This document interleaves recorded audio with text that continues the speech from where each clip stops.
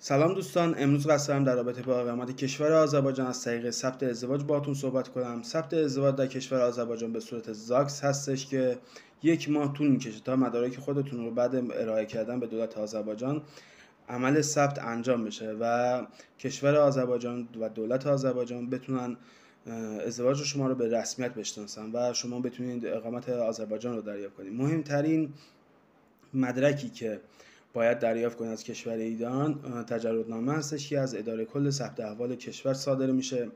همراه خودتون میارین و مدارکی رو تحویل دولت آذربایجان میدین که بتونید اقامت آذربایجان رو بگیرید.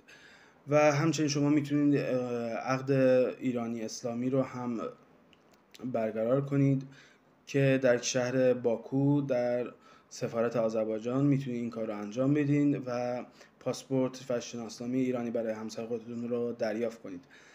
و در این خصوص بگم که دیگه نیازی به اجازه کار نیست و شما میتونید بعد دریافت اقامت شروع به کار کنید.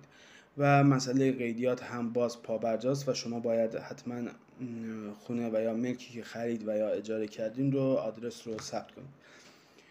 و تمام سعی و تلاش ما برای اینه که شما بتونید در راستای قانون و چارچوب قانون کشور آذربایجان اقدام کنید و خدایی نکرده مشکلی برای شما چه از لحاظ توریستی و چه از لحاظ اقامتی مشکلی پیش نیاد. ممنون.